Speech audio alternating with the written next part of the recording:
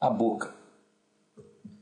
Externamente à boca, vamos notar alguns detalhes de anatomia de superfície, descritos como o sulco naso-labial, o filtro, a margem vermelha, a zona de transição para a mucosa e o sulco lábio-mentual, situado entre o bordo inferior do lábio inferior e o queixo. Ao analisarmos uma boca aberta, veremos a língua, o palato duro, o palato mole, tendo em sua porção inferior a úvula, a parede posterior do orofaringe, o arco palato-glosso e o arco palato-faríngeo. As bochechas, como sabemos, são partes móveis, compostas em sua estrutura principal por músculos, em especial o músculo bucinador, contendo externamente um corpo adiposo e sendo parte importante na coordenação dos movimentos necessários para a função oral, como a deglutição e a mastigação, na medida em que mantém, através de sua contração, o conteúdo alimentar no interior da cavidade oral em posicionamento para essas duas funções. Além disso, as bochechas contêm algumas glândulas salivares menores e a saída do duto parotídeo, como veremos adiante. Denominamos como vestíbulo oral aquele espaço delimitado entre a face externa da arcada dentária e as bochechas. Por cavidade bucal, então, a parte completa interior.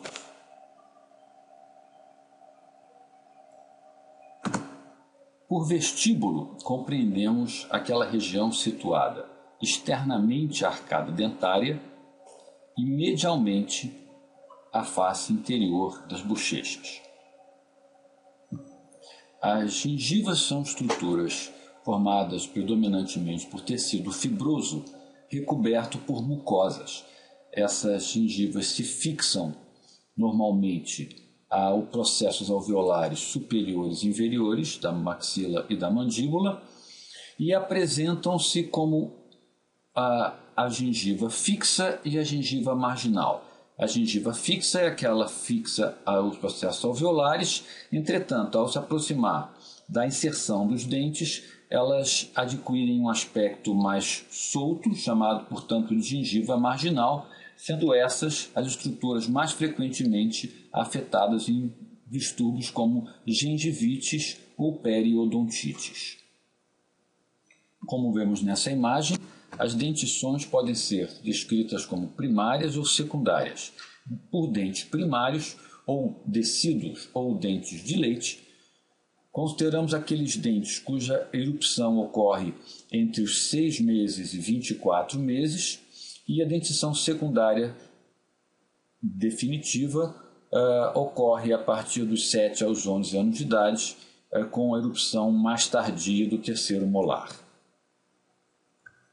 Vemos aqui que os dentes primários são em números de 10 em cada arcada, sendo 2 incisivos, um medial e um lateral, cuja erupção ocorre entre 6 e 8 meses, um canino em cada lado da arcada, cuja erupção ocorre em torno de 10 meses, e 2 premolares entre 20 e 24 meses.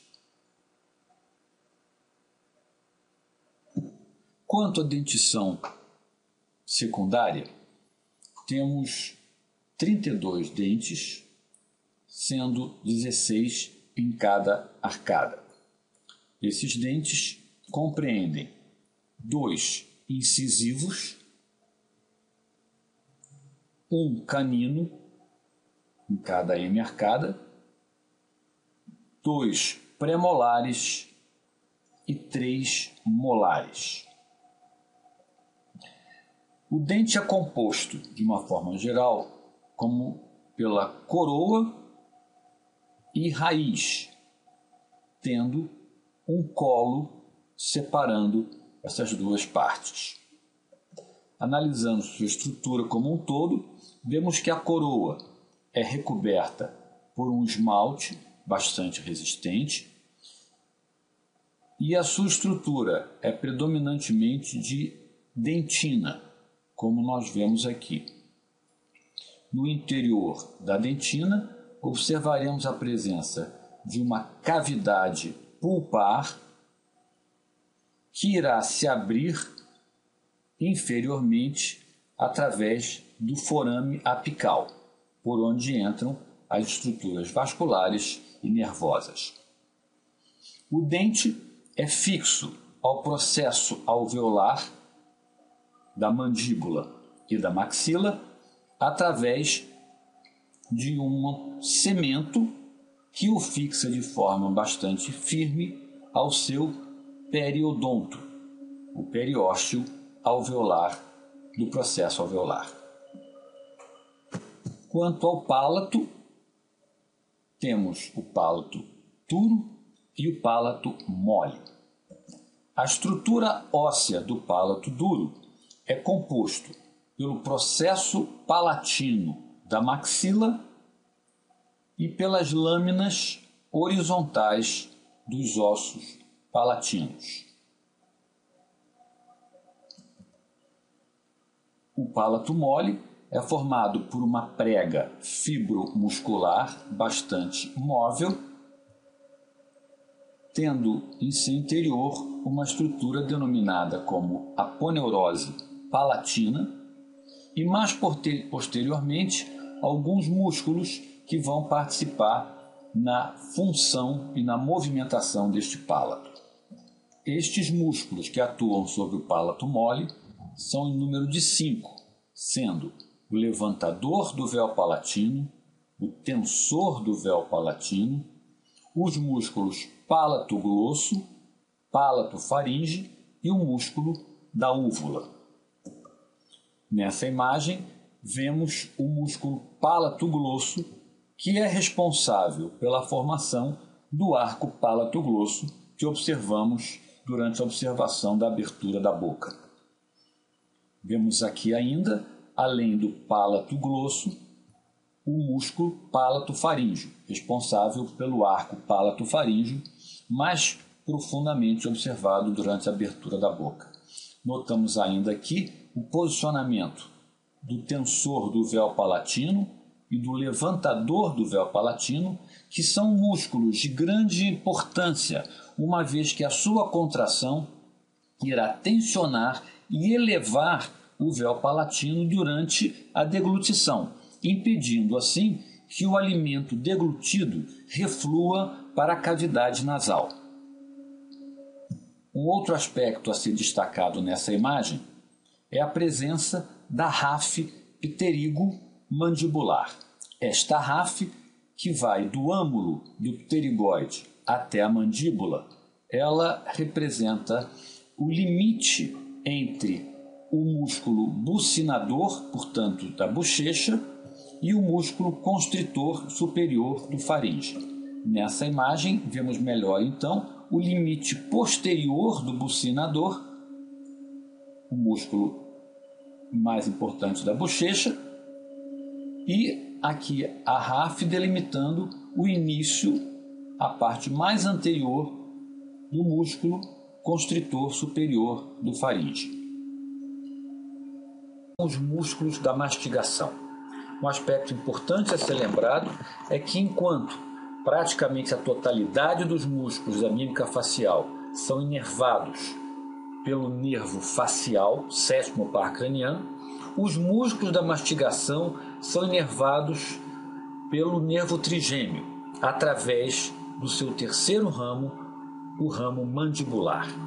Os músculos da mastigação, eles têm por ação elevar, protrair e retrair a mandíbula, e são em número de 4, sendo o temporal, o masseter, o pterigoide lateral e o pterigoide medial. O músculo temporal, como nós vemos aqui apresentado, ele ocupa toda a região parietal, e temporal, e vai se inserir nesses ossos, e inferiormente ele vai se inserir no processo coronoide da mandíbula. Dessa forma, a sua ação por contração eleva e retrai a mandíbula. Outro músculo importante da mastigação é o masséter. O masséter fixa-se ao nível do arco zigomático, superiormente e inferiormente, no ramo e no próprio processo coronoide da mandíbula em sua face lateral. É um músculo potente e também tem a ação de fechar a boca, elevando e protraindo a mandíbula. Os dois músculos pterigoides representam uma ação importante na movimentação da mandíbula. O músculo pterigoide lateral ele irá se inserir anteriormente na asa maior do esfenoide e no processo pterigoide na sua face lateral. Posteriormente, ele irá se inserir no colo da mandíbula e na própria cápsula da articulação temporomandibular. O pterigoide lateral, através de sua contração, realiza movimentos laterais da mandíbula, e a sua contração bilateral em conjunto irá levar à protração da mandíbula. O outro grupamento importante, os dois músculos pterigoides mediais. Os pterigoides mediais também se inserem no processo pterigoide, além do processo piramidal do osso palatino, e lateralmente se inserem na face medial do ramo da mandíbula. A sua ação portanto, durante a contração, elevar a mandíbula e, em conjunto, vão realizar uma protração da mandíbula. A língua desempenha as importantes funções de mastigação, gustação, deglutição, fonação e a limpeza da boca.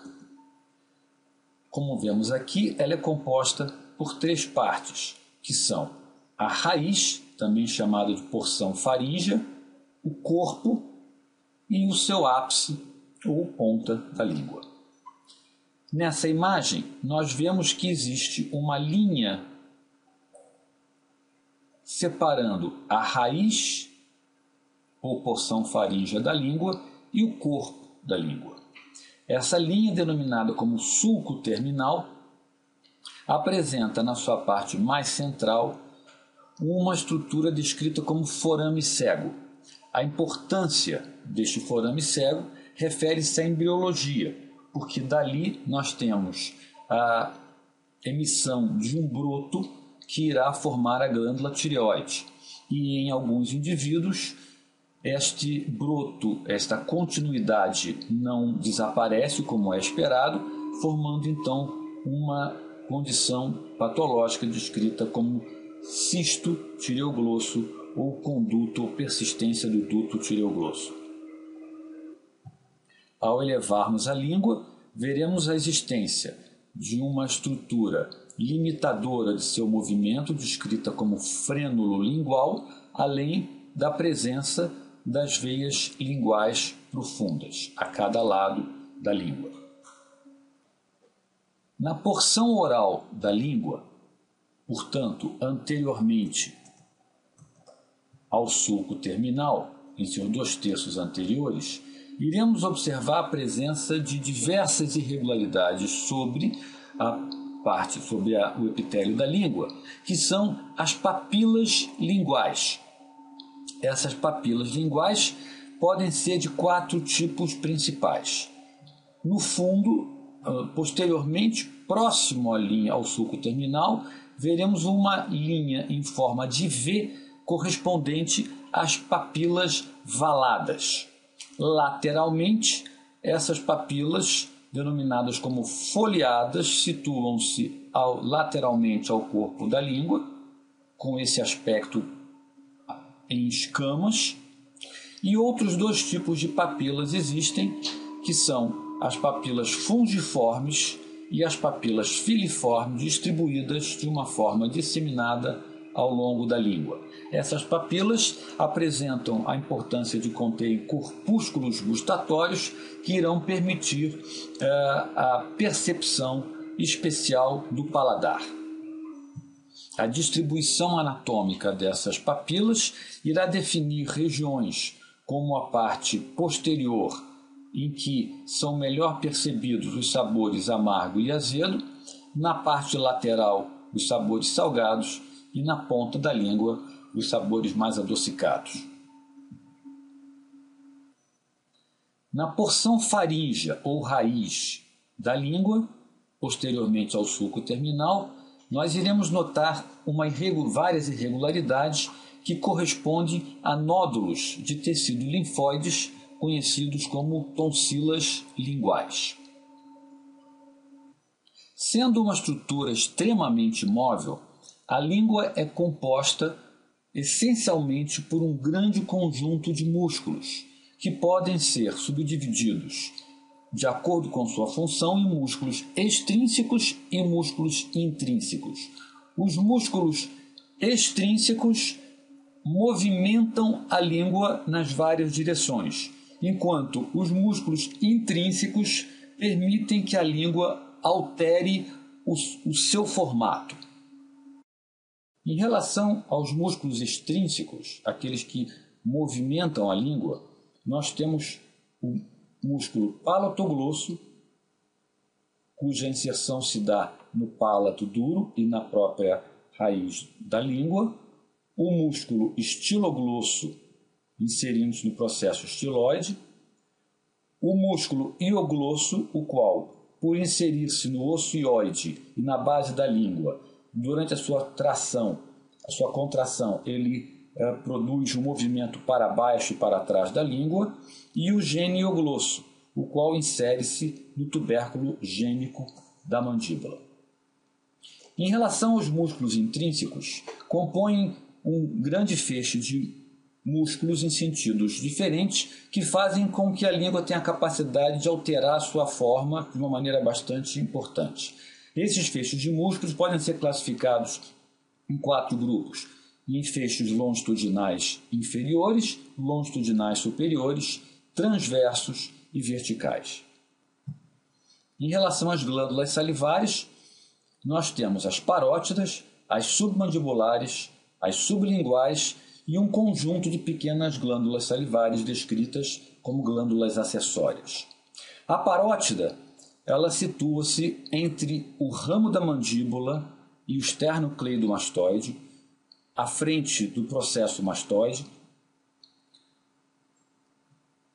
e apresenta como seu duto o duto parotídeo, o qual se situa superficialmente ao músculo masseter, indo-se abrir no vestíbulo oral ao nível do segundo molar superior. A glândula parótida tem implicações anatômicas importantes, conforme já mencionado, por ser no seu interior que ocorre a divisão da artéria carótida externa em temporal, superficial e maxilar, e a divisão do nervo facial em seus 5 principais ramos. Nesta imagem, vemos as 2 outras glândulas salivares, a glândula submandibular e a glândula sublingual. É importante notar a relação dessas glândulas com o músculo miloioide, que representa o assoalho da boca, ocluindo a mandíbula inferiormente. Como nós podemos ver, a glândula submandibular ela situa-se em parte inferiormente e outra parte superior ao músculo miloioide e apresenta um duto a cada lado, o qual vai se abrir próximo ao frênulo da língua. Vemos aqui também a glândula sublingual, a qual se situa sobre o músculo miloioide e abaixo da mucosa do assoalho oral. Nessa outra imagem, vemos a glândula submandibular de um aspecto inferior e observamos a sua relação com a mandíbula, artéria e veia facial e o músculo miloioide nesse ponto situado superiormente a ela. Conforme mencionado, as glândulas submandibulares abrem-se através de dutos únicos situados ao lado do frênulo lingual. Por outro lado, as glândulas sublinguais apresentam um grande número de pequenos dutos, os quais abrem-se ao longo do assoalho da boca, próximo ao processo alveolar da mandíbula. Finalmente, classificamos como glândulas acessórias um grande número de pequenas glândulas que podem ser encontradas em diversas situações, diversas posições anatômicas da cavidade oral, como no palato, nos lábios, na bochecha, nas tonsilas e na língua. No que diz respeito à vascularização da boca, sua irrigação arterial é toda oriunda da artéria carótida externa. Podemos ver nessa imagem a importância da artéria facial, a qual emite ramos labiais superiores e inferiores ao aproximar-se da boca.